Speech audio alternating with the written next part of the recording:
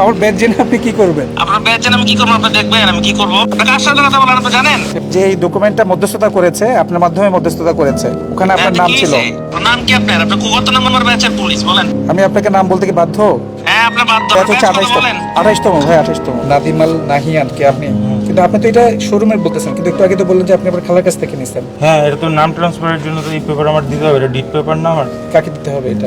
হ্যাঁ, এটা তো আমি শোরুমের মালিকের সাথে আপনাকে কথা বলাইছি। শোরুমের মালিকের নামে তো গাড়িটা না, রেজিস্ট্রেশন সার্টিফিকেট আছে। না না না, রেজিস্ট্রেশন আমি আপনাকে বলি, আমার ডিট এখানে তো কথা বলে সুলতান রাজিয়া তো দেখতে পাচ্ছি। না না না, যে আমার সাথে ডিট করছে আমি তার আপনি কেন পেঁচাচ্ছেন আমার সাথে? আমি তো আপনার সাথে আপনি আমার পেঁচাচ্ছি সাথে না। পেঁচাচ্ছেন তো? না না না, এখানে যার নামে গাড়ি আছে আপনি বললেন যে আপনি তার সাথে আমাকে কথা বলেন।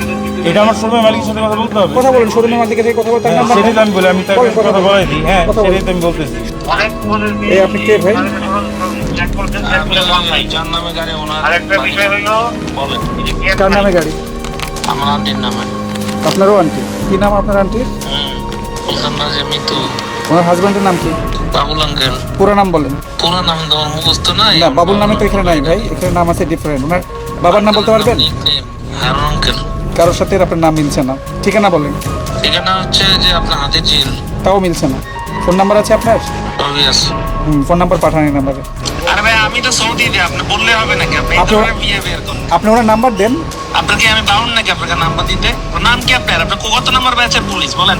আপনি কোন ব্যাচের পুলিশ আপনি? হ্যাঁ, আমার ব্যাচ জেনে আপনি কি করবেন?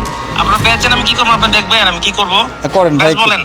প্লিজ। আমার ব্যাচ হচ্ছে আপনার ব্যাচ 28তম। বলেন। 28তম ভাই, 28তম। আপনার নাম কি? ফুল নেম বলেন আপনি। আমি আপনাকে নাম বলতে কি বাধ্য? হ্যাঁ আপনি বাধ্য। আপনি আমাকে নাম্বার দিয়ে জিজ্ঞেস করতে বাধ্য করেন কেন আপনি?